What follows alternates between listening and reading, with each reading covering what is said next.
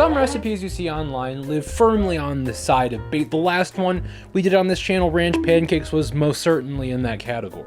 Peanut butter cups, which we did on this channel as well, also absolutely that was bait. Although some weird recipes are more genuine in their creation regardless of the outcome, such as the Skyline chili pizza. I think that was pretty genuine. I also think the hard-boiled egg pudding was really genuine in an unfortunate and depressing way. Other recipes though like to skirt the line. They live in a gray area, a limbo of sincerity, a twilight zone of taste buds, Schrodinger's bait, if you will. And that is exactly where today's recipe lies, the twilight zone of taste buds.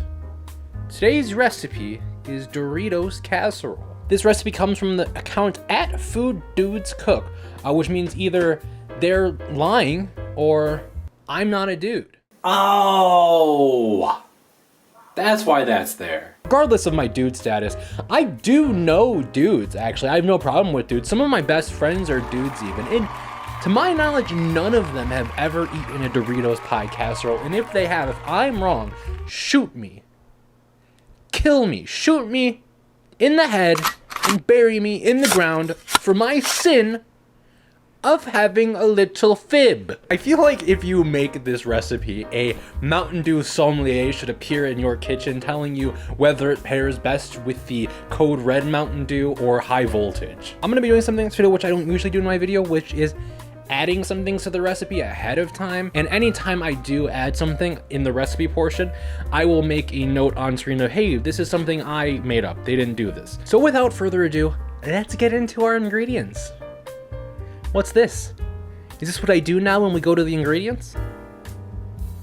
I'd sure like it to stop. Today's ingredients consist of 1 onion, 1 tomato, sour cream, chunky salsa, cheese dip, 1 pound ground beef, Mexican blend shredded cheese, big bag of Doritos, and pizza crust, and also 2 packets of taco seasoning, but I forgot to show it on camera. We're gonna start by dicing up our onion and dropping it into a pan on low to medium heat with a few spoons of olive oil to get them a little bit cooked.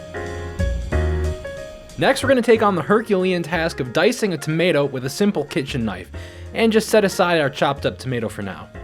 Following that, we're gonna open up our Doritos and deposit about 2 handfuls into a sandwich bag. We're gonna crush these up as close to a powder as you can get with a can of soup. This is gonna be used to season our ground beef later. Now we're gonna take our ground beef and pop it into an appropriately sized pot on medium heat. Top it with a light dust of taco seasoning. Later is now, so follow that up with a hefty portion of that Dorito dust we concocted and combine it all nice and neat. After your ground beef gets a bit cooked, add your tomatoes and your onions in.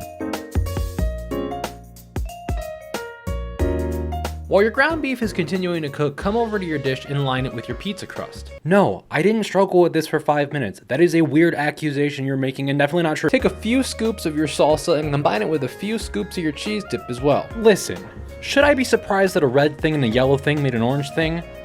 No. Was I anyways? Yes I was. Now we begin with the real shit. Layer in this bitch. First, let's lay down a nice foundation of crushed up Doritos.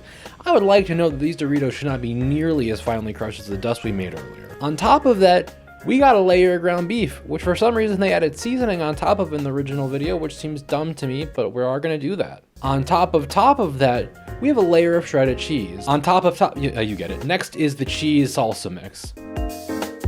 1 more layer of crushed Doritos. Beef, again, with some more taco seasoning. Shredded cheese, and finally, crushed up some Doritos to top it off. I also went around the edge and tried to clean up the hanging dough, and then I popped it into the oven at 400 degrees for about 15 to 20 minutes, depending on your oven. I have made a serious and continuous lapse in judgment. Guys, I haven't even put the thing in the oven yet, okay? This is happening in real time. I realized, I was like, wow, the guy from this video, like, he looks really familiar. It's the same guy who did the ranch pancake, just it's a different account. That's why I didn't realize, because it's a different username. The ranch pancake was on his personal account. This one, like I said, is on Food Dudes Cook, which he is 1/2 of. This could also be bait. Or maybe the ranch pancake wasn't bait? Voila, Dorito pie casserole. Was I drinking beer and buying Magic the Gathering cards while this was baking? No. I don't know why you would think that. It's like hitting a rock with pickaxe. I mean, I don't think this is my fault. I think it looked burnt in their video even. Roll the footage. Did it look burnt at the end of their video? I just destroyed this motherfucker. Portable light on. God damn. I mean, that's something, right? Okay, so he put salsa on his, and he said I could put sour cream on it. I'm gonna take him up on that with the sour cream, but I am gonna taste it bare first, as I feel like I tend to do on this channel. Pardon me, sir. Could I interest you in the house red? Thank you.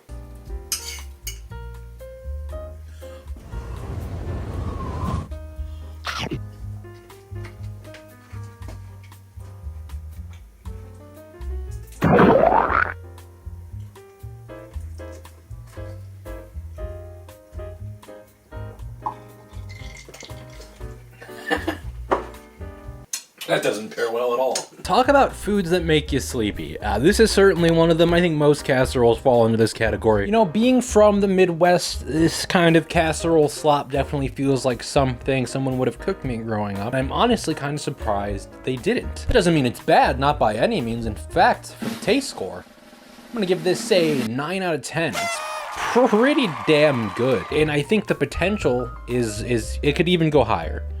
Because there were some mistakes I made, which I'm taking into account.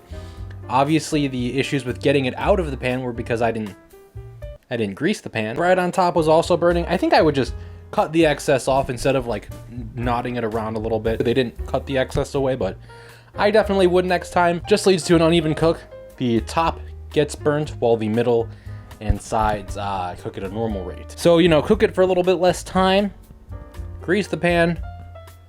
I think you're gonna fucking enjoy this. I think it's a little bit time consuming for what you're getting out of it. You know, I think it probably took me about, including the baking time, I wanna say about an hour from start to finish to cook it all. And I don't know, this just doesn't feel like an hour's worth of work. You know, I will say that could feed a couple people, which is nice, but I'm only gonna give this like a 5.5 on the easiness to make scale. That was cool though. You know, I might make this again, make those changes like I said, and serve it up to my friends who are watching this. I want to give a huge thanks to my Patreons, Maddie Online, Dakota, Nolan, Minecraft Stever, Monty, Zachary Braun, Abby Boyd, Holland, Nick, Hannah, and my mom.